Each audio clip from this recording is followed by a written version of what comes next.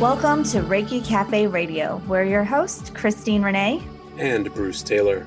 We come together with more than 35 years of experience in Reiki, meditation, chakra knowledge, and holistic healing. We are passionate about helping individuals release resistance, step into their authentic selves, and align their lives with the truth of who they are.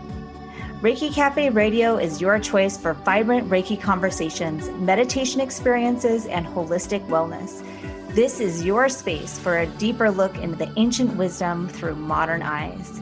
So grab your tea or coffee and join us as we sip our way through this week's episode. And a very warm welcome, everybody, to this week's episode here on Reiki Cafe Radio. This is Bruce Taylor, and in this episode, we're going to be diving into the connection between energy flow and intimacy or sexuality. Now, the immediate link between Reiki and intimacy or sexual energy flow might not be immediately apparent, but as a Reiki practitioner and as an energy healer and holistic practitioner, and within the couple therapy retreats that I jointly run, this is an issue that comes up so often and is so fundamentally important to the health and wellness of all individuals. You know, we are innately sexual beings at our core, and this energy needs to flow, it needs to be expressed, and importantly, it needs to be expressed in a healthy fashion, right? I would not be exaggerating if I would say that fully 90% of my clients, both male and female, are not fully expressing their own sexuality. They're not fully able to exist within a flow of intimacy. Now, I don't mean that just based off of their current relationship status. So I'm not relating this just to people who are together or in a couple or whatever that may look like. I mean that for the entire population. I mean that as a population as a whole. This is an incredibly fundamental issue, and it requires a lot of unpacking, and it requires a lot of honest introspection. So let's dive into that here today. Now, first and foremost, when we talk about intimacy and sexuality, we're looking primarily at the sacral chakra. And the sacral chakra is the area just below the navel. It is the area, the second chakra that governs our sexuality and our creativity. And it is also the chakra that is responsible for flow. So the guiding element of the sacral chakra is water. And if you think about the organs that are found just below the navel or just around the navel, we're looking at the intestines, of course, small and large, the bladder, to an extension from the bladder, the kidneys, and depending on your sex, we're looking at, of course, the uterus, the ovaries, or the testes, and for both sexes, of course, the organs of reproduction and sexuality. Now, you see, all of these organs are based off of flow and release, and everything that is associated with these organs is water-based, okay?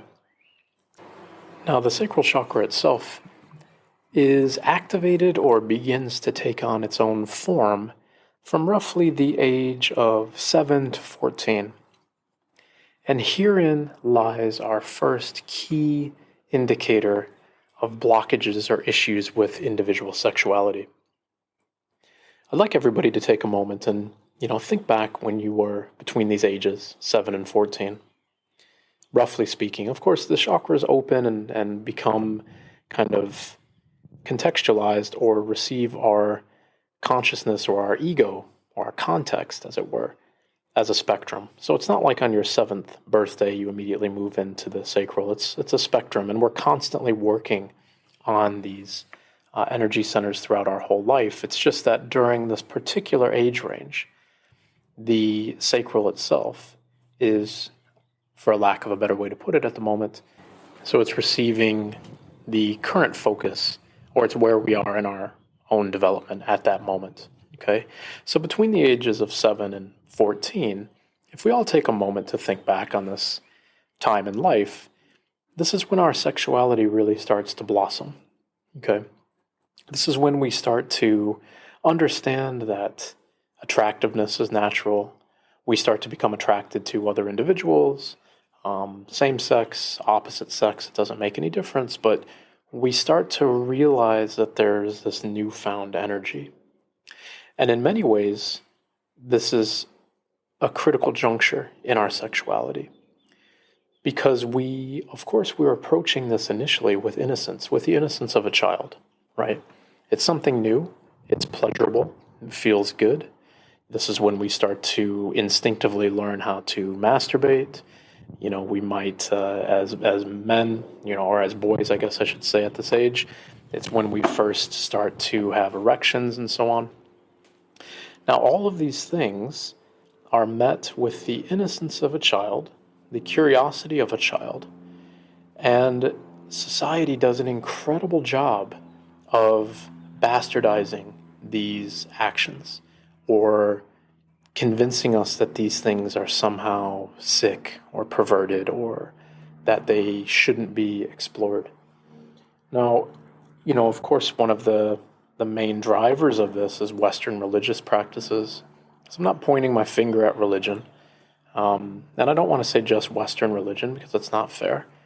But religious practice in general, for the most part, really attacks sexuality from an early age.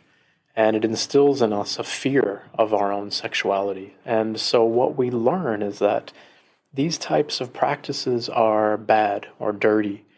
And that something is wrong with us if we engage in this, like masturbation or, kissing somebody or whatever it may be. So we learn from an early age that this overarching power in our lives is condemning this thing that we are, of course, instinctually and innately drawn to, right? So this is a big fundamental problem. And if this is something that resonates with anybody that's listening, if you've had a dogmatic upbringing or these types of things have been, labeled as bad or something that shouldn't be engaged in, this is an understanding and an energy that needs to be unwound. And now, of course, as adults, we can logically think back on this and think, well, of course, this is silly. I can't believe that this is the case, or I've never believed this, or I've never felt this way, or whatever. There's something very fundamentally different here with how we can logically rationalize these upbringings as an adult versus emotionally understand or become emotionally confused with this juxtaposition and understanding as a child. It's not possible for us at that age to logically sort out our own sexuality. It's something brand new and very overwhelming for some people. And many institutions, not just religion, of course, school does a great job at this as well. Our family structure might do this, our friends, siblings, all of these individual facets of our development, or these outlets of influence in our early development, may play a very critical and pivotal role in shaping our own relationships to our sexuality and our intimacy and our sexual pleasure. And if these things are not unwound, then they stay with us. And the difficult thing about this is that if we don't unwind these, then as adults who end up potentially having children, without us knowing it, we can be instilling these same resistances to our kids as they begin to develop and move through these ages.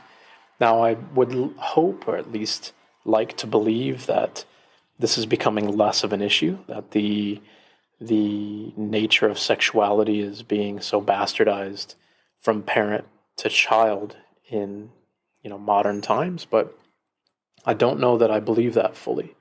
My client base and the family dynamic work that I do would still suggest otherwise. It would still suggest that a lot of these beliefs are being passed along. And this, first and foremost, is a huge problem, because if we are taught to believe that our fundamental nature is wrong, or that there's something about it that's dirty, or not pure in the eyes of God, or whatever it might be, or embarrassing. This can lead to all sorts of trauma and all sorts of issues that we need to unwind. Now we can look at the individual sexes as well, the way that boys and girls would develop here at length, but I'll leave that just to your own introspection, okay?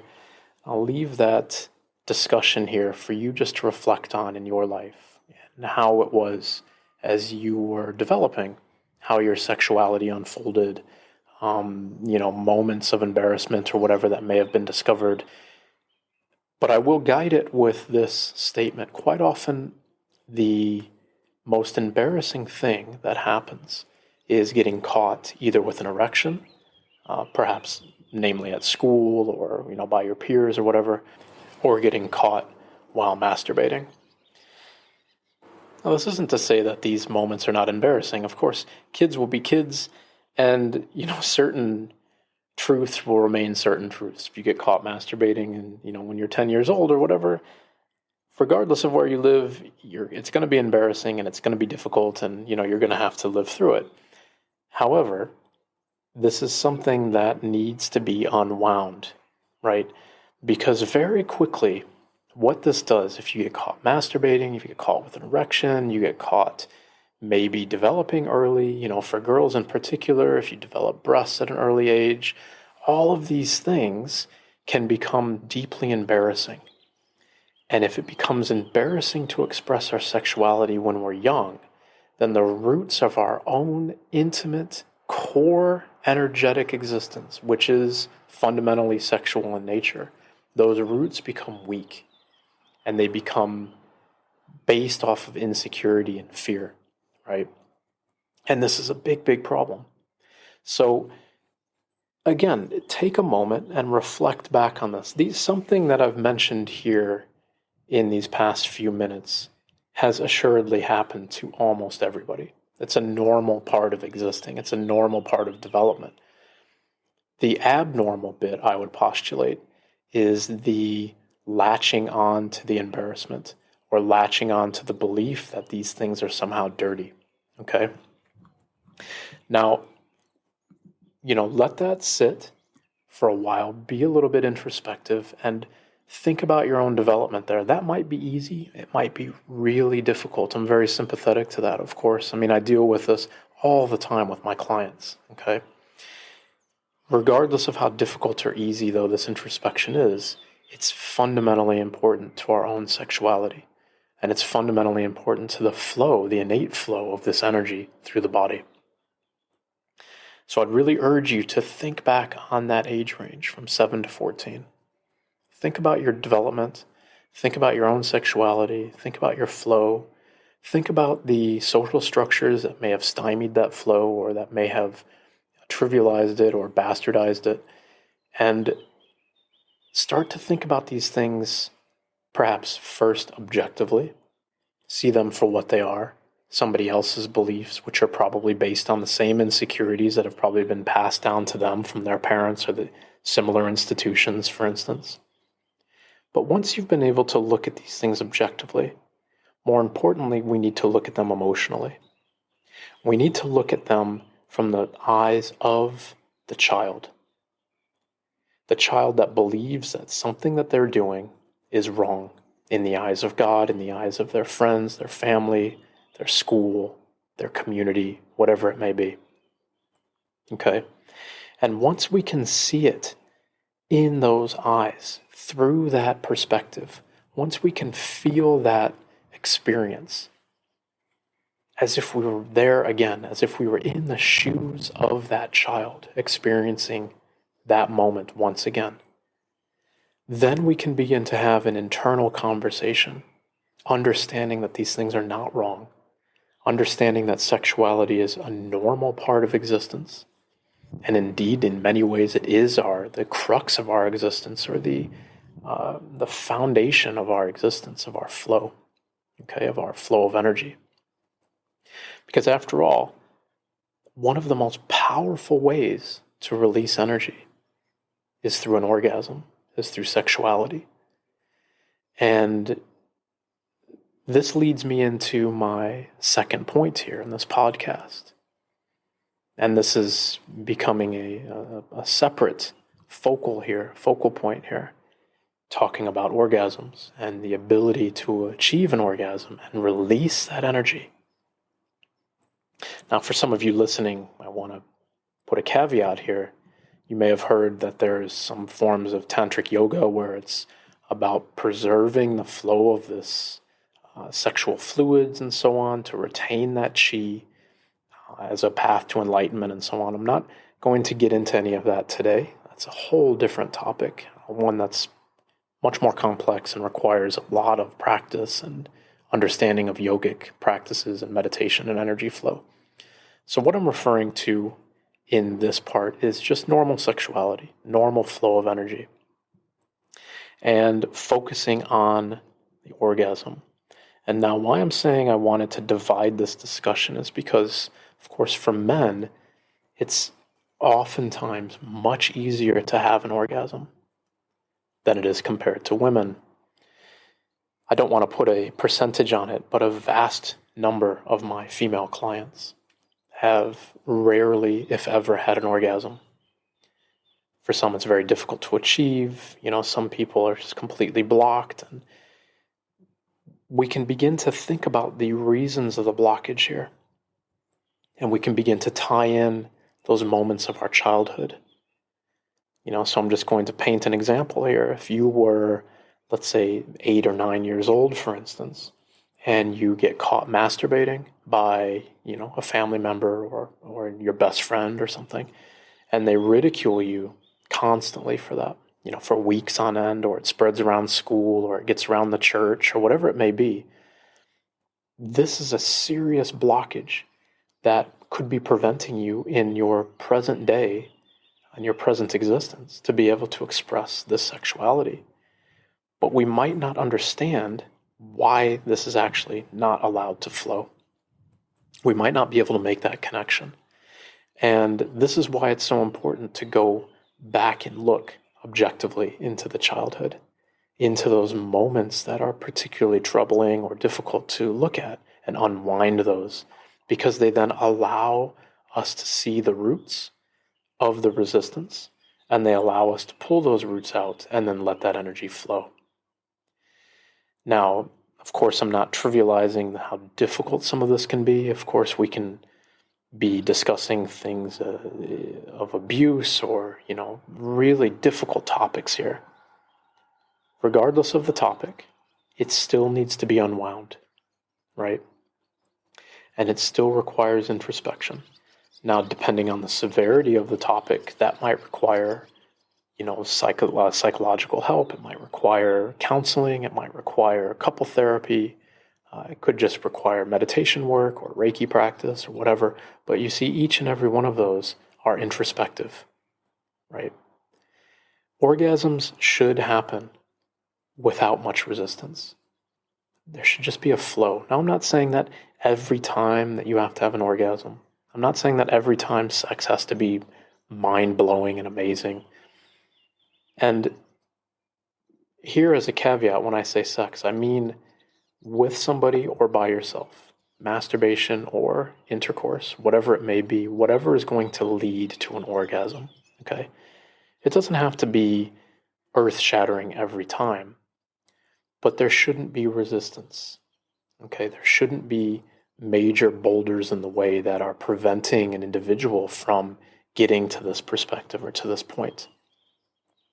Now, earlier I did say that for men, of course, it's much easier to have an orgasm. However, for men, it's also a big issue, a huge issue on having an orgasm prematurely, okay? And I would postulate here that we are looking at the same issues, the same blockages. One can imagine, of course, I'll just paint an example here. If you're, a man and you're maybe 10 years old, you get caught masturbating or whatever it may be, or maybe get caught kissing a girl or something, and it's found to be really embarrassing, then you may still want to express that sexuality, but you've now convinced yourself that it needs to be as quick as possible. You've convinced yourself that the longer that you engage in any type of intercourse or pleasurable activity, the greater your chance of getting caught, and therefore reflexively, the greater the embarrassment of this interaction. Now, as an adult, we might not see it like that. It might be difficult for us to see it this way. But again, we have to go back. We have to look inward and see if this is actually where these resistances are coming from. Right? One of the key drivers of masculinity here when it comes to sexuality is being able to control yourself, right? To have the strength to be able to control the orgasm, to control the release. And, I'm going to be speaking in very general terms here. From an energy perspective, I'm not speaking from a gender perspective, but I'm speaking from the gender of energy, as it were. If we look at masculine energy and we look at feminine energy, masculine energy is the framework, right? The divine masculine, you can view this as a framing of solidarity or strength. And inside that frame exists the divine feminine. And these relationships are mutually beneficial. Okay? So the divine masculine provides the framework within which the divine feminine can be fully free. Now, what I mean by that is without one helping the other, there's no parameters for either of them to exist. Remember, what I'm speaking about here is not gender in its outward sense. I'm speaking about gender from its energetic sense. So if we think about yin and yang, right? Let's think about the symbol of yin and yang. It exists in harmony because both are in balance. One feeds the other. Okay? Regardless of your overt sex, your overt gender, you are both male and female. Regardless of how you identify or what your chromosomal gender is, you are both male and female.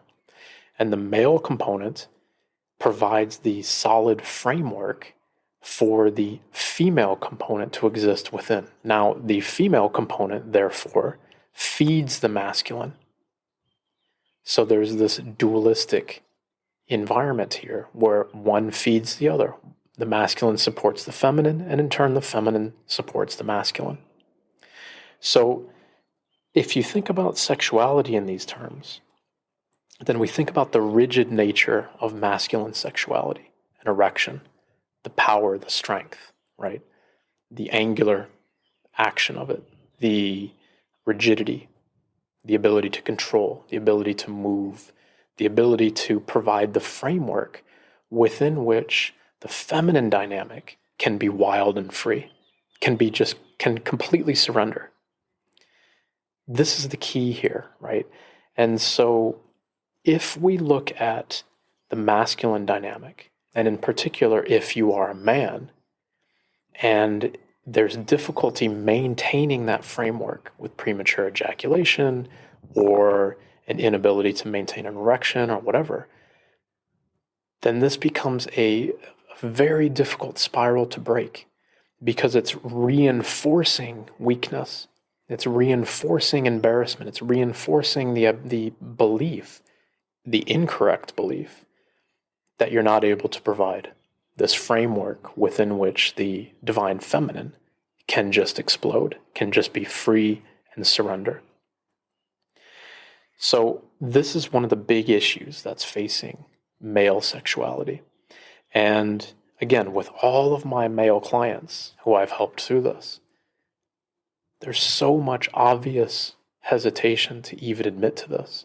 There's so much obvious hesitation to even explore this because it's so fundamentally, sadly, it's so fundamentally embarrassing on its core, on its outset. And why I mean fundamentally embarrassing on its core is that, yes, of course, this is a difficult topic to dive into, but the strength is in diving into it, right? Admitting that there's something that needs to be fixed exploring the ways to fix it, the root causes, and then figuring out a way forward.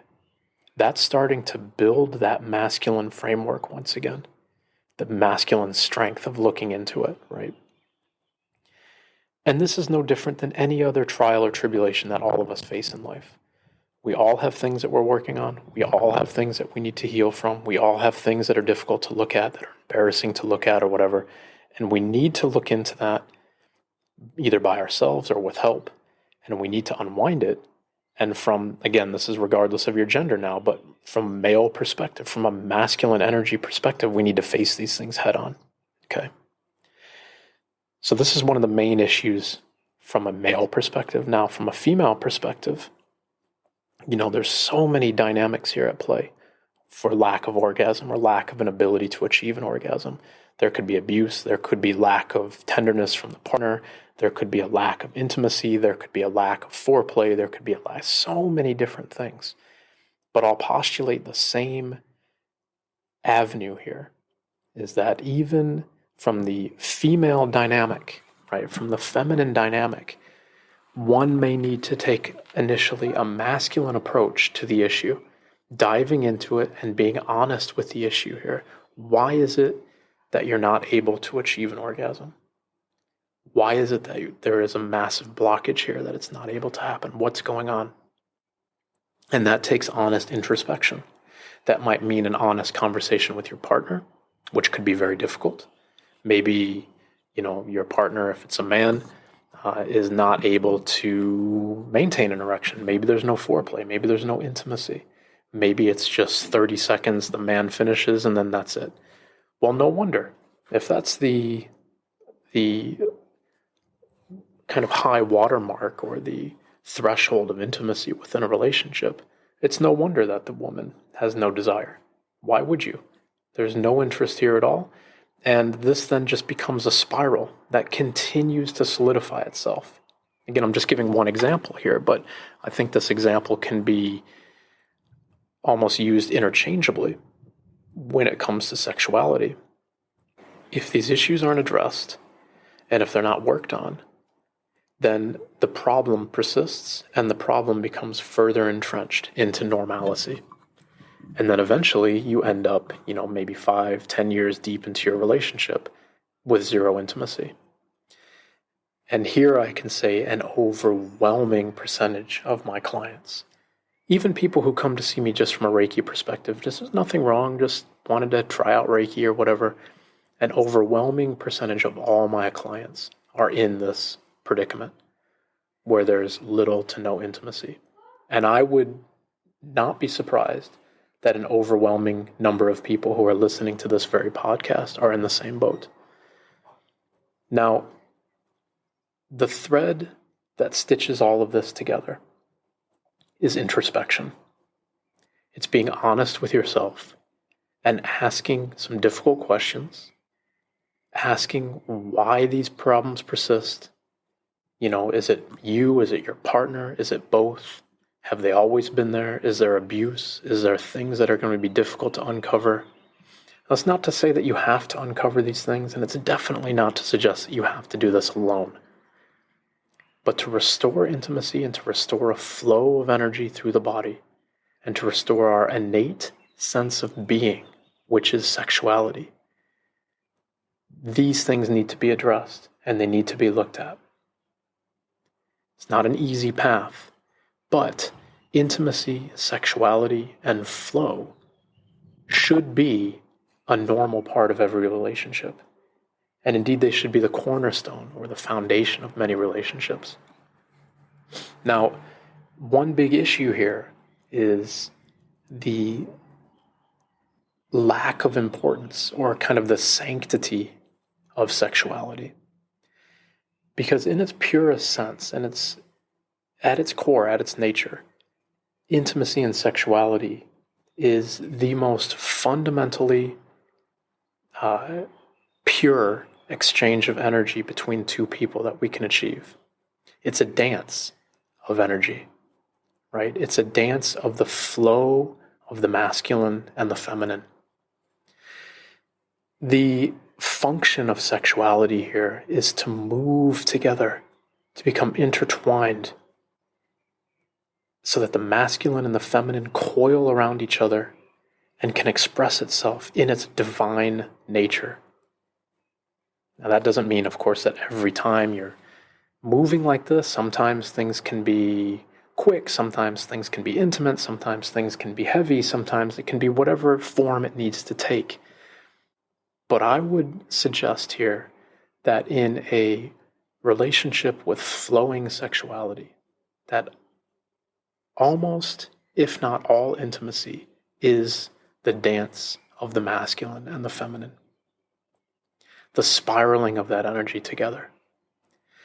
And this speaks to the sanctity of sexuality, because when it's abused, or when it's neglected, or when it's treated as just an experience, just something that we can throw away, just something that we can mistreat, or just use for pleasure, then a huge component of this dance is being neglected.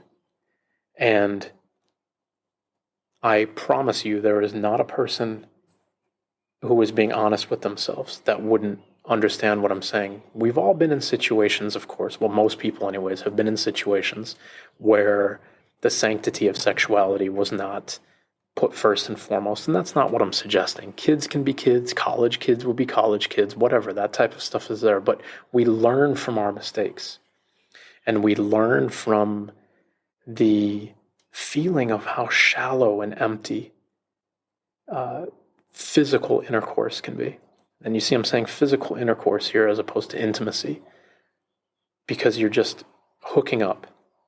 And this is not to decry these actions. I'm not trying to be on a soapbox and say these types of things. Everybody's made mistakes.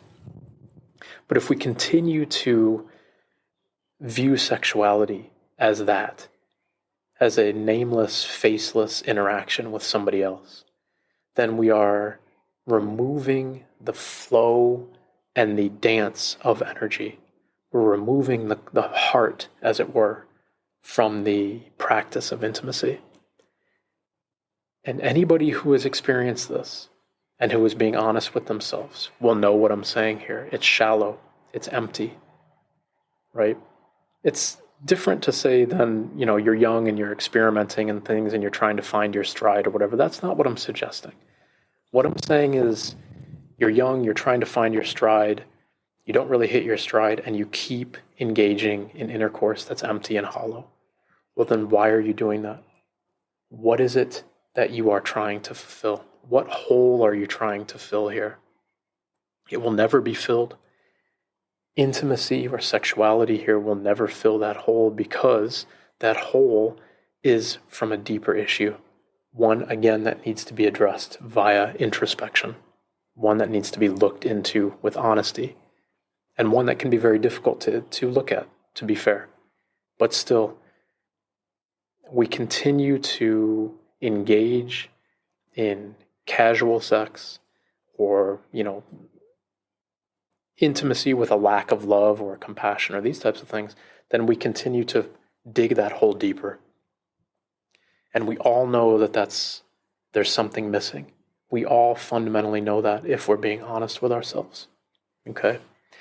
So why do we engage in this, and how do we become honest? How do we unwind these things? And again, the common thread through this whole podcast is introspection. Looking inside. Looking towards the flow of that energy and understanding intimacy for what it is. The flow of energy. Now, again, this can be on an individual basis, through masturbation or whatever it may be, or it can be in a consensual relationship where you flow and dance together. Okay? Now, why is this flow, though, so fundamentally important?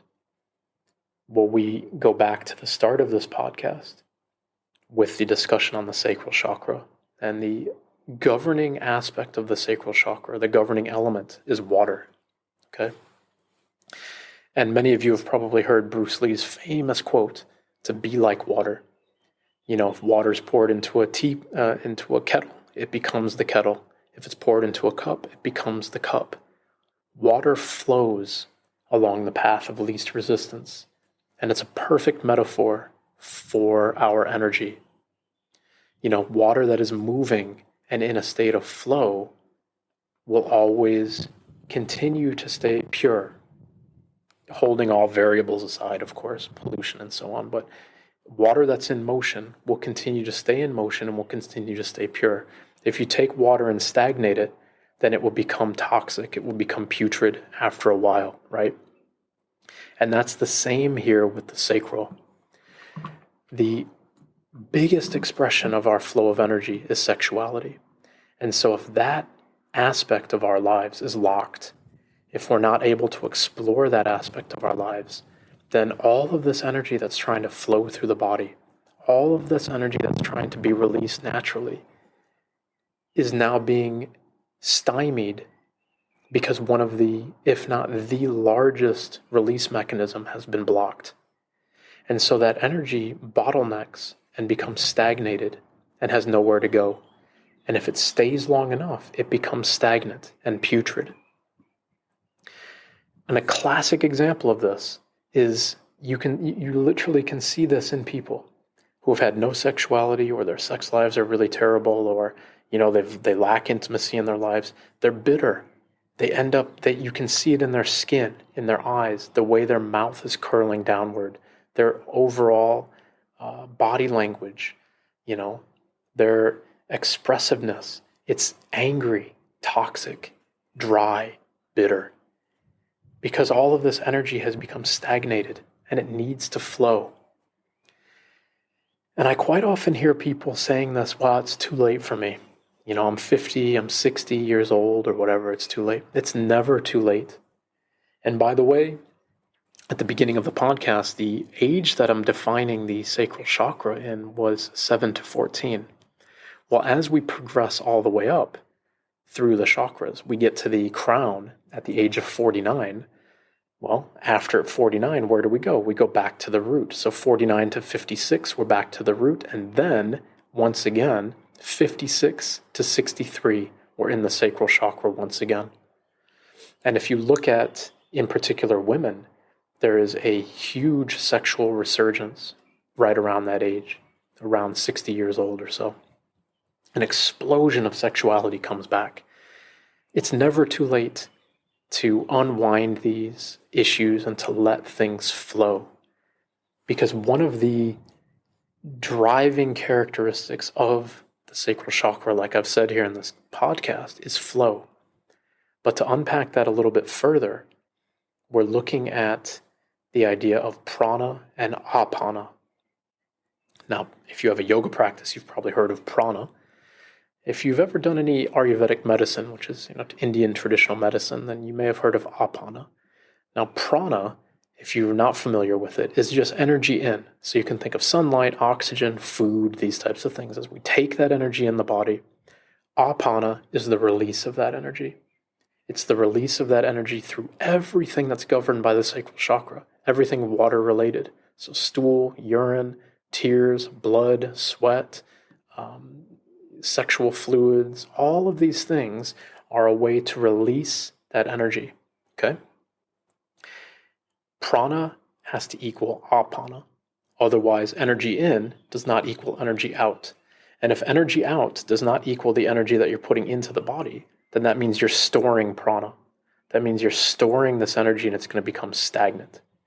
And the stagnation of chi is the fundamental cause, at least from Eastern perspectives, of all illness. And the biggest way to release chi, to find balance, and to release that flow of energy is through sexuality. Everybody knows this. You have an explosive orgasm, then you just feel completely renewed. You have this release of energy, your body feels light, your stress is gone, you've released everything. This needs to be a fundamental practice in our lives. And I, without exaggeration, remain shocked to hear how infrequent this is with such a vast percentage of my clients. when sex becomes something that's scheduled into a planner, or something that is happening on birthdays or on holidays, or can only happen when work is not around. So like people can hear this all the time, that sexuality only exists when, we're on holiday or whatever. And I know that, some people listening or some of my clients might say things like, well, we've got kids, we've got jobs, we've got this. None of that matters. There's priorities in life, and there's things that need to be prioritized. And intimacy needs to be a high priority. Not only is it fundamentally important for your own health and for your own flow of energy, but it's also the root, or I could say one of the roots of a healthy relationship with your partner. A lack of sexuality breeds resentment and anger, distrust, all of the negative things in a relationship, whereas a healthy, flowing sexuality and intimacy breeds love, tenderness, closeness, openness. It tightens the couple. It makes the flow of energy between the couple more in sync. You can see it. You can see when people are happy. You can see when people are flowing, when people are dancing with each other, because it bleeds into all other aspects of their lives. So, I wanted to spend some time here in this episode unpacking this and looking into something that is so fundamentally important from an energy perspective, from a health perspective, from a Reiki perspective, and from a relationship perspective. Because I find that, again, the majority of my clients are lacking in this. And in order to look into it, we need introspection, we need honesty, we need open communication, and we need an admission to ourselves that sexuality and intimacy is not wrong, it's not evil, it's not dirty, it's normal, and it's healthy, and it's what we all should be experiencing. All right, everybody, I hope you've enjoyed, and I hope you take this conversation here and really take some time to let it digest. If what I'm saying resonates to you, it's nothing to be embarrassed of. But I hope that this podcast gives you a moment to turn the corner on this, if it's an issue in your life. Thanks, everybody. As always, namaste, be well, and looking forward to having all of you back for our next podcast here on Reiki Cafe Radio. Be well.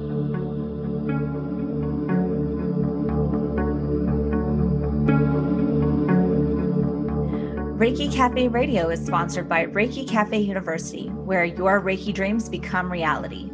Join us on Instagram or Facebook at Reiki Cafe University, watch our videos on YouTube, or visit the website to learn more about our colleges of Reiki, chakras, and business.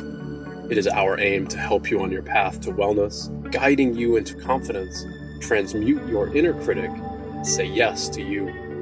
Your path to abundance, wellness, and health unfolds from here. In love and light, Christine Renee. And Bruce Taylor.